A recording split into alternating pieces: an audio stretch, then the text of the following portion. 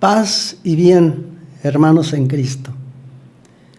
Hagamos una pequeña reflexión para ofrecer al Dios todo misericordia estos momentos de conocimiento sobre nuestras sagradas escrituras. El liberador es Dios, pero la liberación no se consumará mágicamente.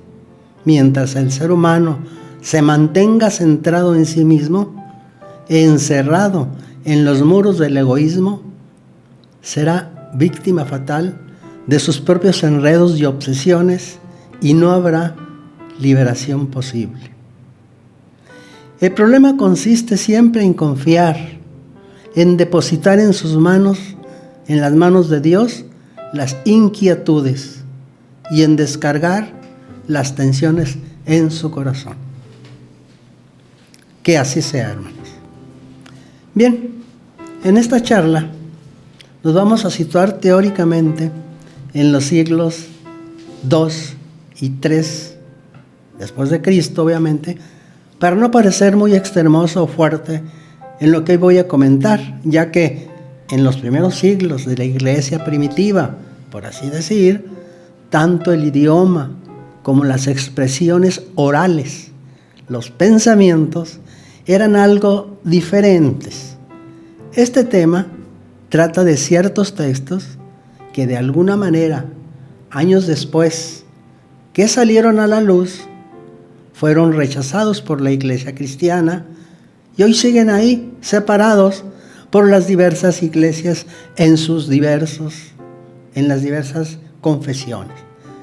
Tal vez hasta podríamos decir que hay una Biblia oculta. ¿A qué textos me refiero? A los apócrifos del Nuevo Testamento, porque también hay textos apócrifos de la Biblia hebrea, de los que va a ser difícil estos textos apócrifos que les comento, que se pronuncien en algunas homilías.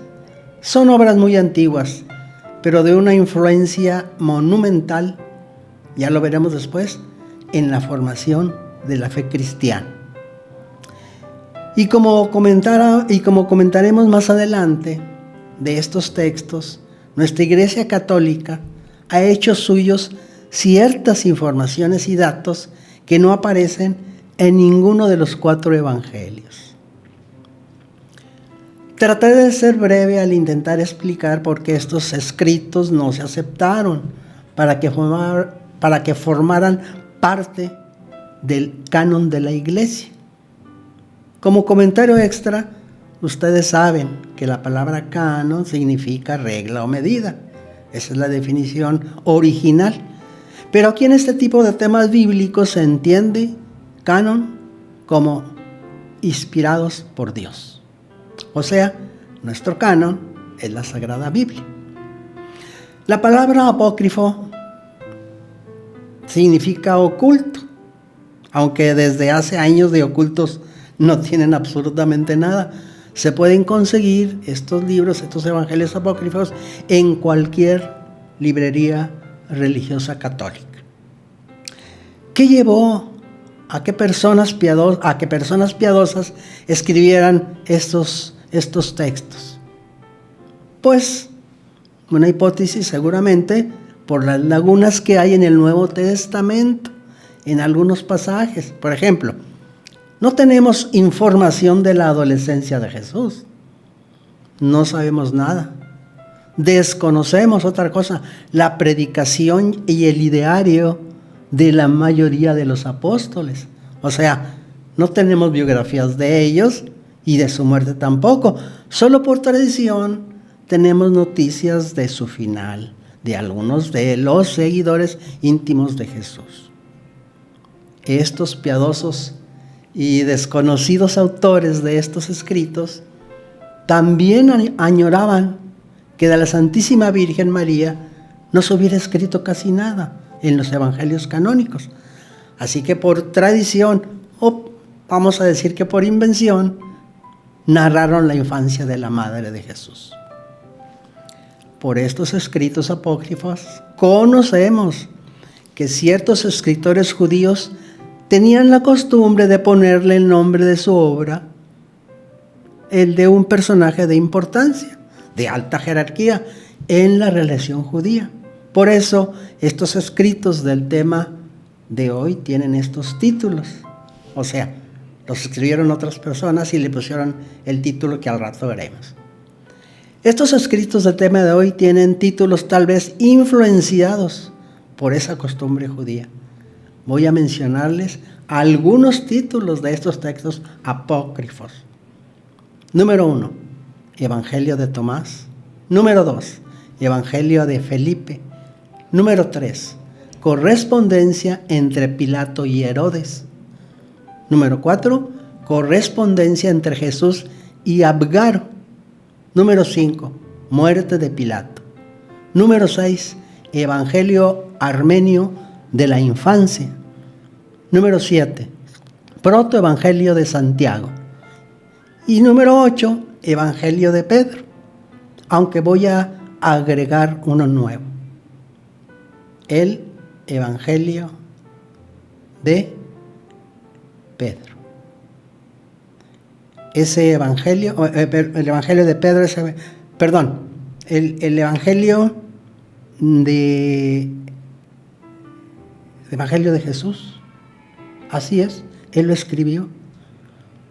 Pero más se centra en San José. Ese Evangelio se centra más en San José. ¿Y quién lo escribe? Nuestro Señor Jesucristo. Recuerden, son títulos apócrifos.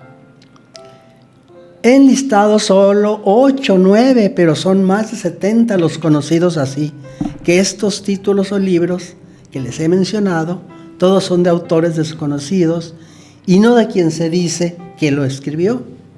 A esta forma de escribir, así afirmando que fue tal personaje quien escribió y no tú, por así decirlo, se le llama pseudonimia. Viene de seudónimo, de ahí viene de seudónimo. Y un ejemplo muy claro de este concepto es el libro del gran profeta Isaías, que los biblistas y filólogos, grandes filólogos, afirman que ese libro fue escrito por 3 autores distintos en 3 diferentes épocas. El profeta Isaías, el primer Isaías, o sea, el verdadero escritor, dicho de alguna manera, nace por allá en el año 770 a.C. y su predicación inició alrededor del 740. El segundo Isaías se data en 2 siglos después. Bueno, permítame agregar sobre este profeta que en los libros apócrifos de estos libros hebreos, que son alrededor de 62, se dice en esos libros apócrifos hebreos, narran el martirio de Isaías en tiempos del rey Manasés, rey de Judea. Del protoevangelio de Santiago les narraré unos párrafos sobre los papás de la Virgen María. Aclaro que los textos apócrifos no tienen versículos. Los nombres de los padres de la madre de Jesús, ¿saben cuáles son? Claro, Joaquín y Ana. ¿En qué libro del Nuevo Testamento nos los hacen saber? En ninguno. Lo sabemos por los textos apócrifos. Me permito narrarles algunas líneas o datos que obtuve del protoevangelio de Santiago. Dice así: había un hombre muy rico de nombre Joaquín. Cuando hacía sus ofrendas a Dios, las hacía doble. La primera la hacía para expiar sus pecados y la segunda la ofrecía por todo el pueblo de Israel. En la última ocasión en que fue a las ofrendas, el sacerdote le dijo que no era lícito que hiciera ninguna ofrenda porque no tenía descendencia. Joaquín se afligió y se fue al desierto y dejó a su esposa Ana en casa. Y le dijo que allá en el desierto iba a morir. pasó en el desierto 40 días y 40 noches, orando para que Dios le diera un vástago, ya que fuera un varón o una mujer. Y Ana, su mujer, se lamentaba diciendo: lloraré mi viudez y mi esterilidad. Un día Ana se vistió de gala, salió al jardín y oró al Señor diciendo: oh Dios, nuestros padres, óyeme y bendíceme a mí de la manera que bendijiste al seno de Sara, dándole como hijo a Isaac. Al terminar la oración, se le aparece un ángel que le dice: concebirás y darás a luz, y de tu prole se hablará en todo el mundo. El ángel se retira y se va al desierto, y también se le aparece a Joaquín y le comunica que su esposa Ana va a concebir. Por supuesto, regresa jubiloso Joaquín con Ana. Y se le cumplió a Ana su tiempo, y el mes noveno alumbró y preguntó a la comadrona que la atendía: ¿qué es lo que he dado a luz? La comadrona respondió: una niña. Entonces Ana exclamó: mi alma ha sido enaltecida. Habiéndose transcurrido el tiempo marcado por la ley, Ana se purificó, dio el pecho a la niña y le puso por nombre Mariam, o sea, el nombre de cariño, María. Hermanos, hoy terminamos aquí, pero la historia de María sigue en este protoevangelio de Santiago. En la siguiente charla hablaremos más o un poco más de esto. Mi intención fue que se supiera de dónde se obtuvieron los nombres de los padres de la Virgen María. Y como les digo, en la próxima charla conoceremos varias prácticas religiosas católicas que nos han aportado los escritos apócrifos. ¿De acuerdo? Hay algunos nombres, algunos hechos que hacemos en la iglesia, que no vienen en ningún evangelio, ni en la carta de los apóstoles, ni en las cartas de Pablo. Pero ahorita sigue con esa tradición, vamos a decir, que se obtuvieron de los apócrifos. Bueno, pues me despido. Dios los bendiga y hasta la próxima. Dios mediante.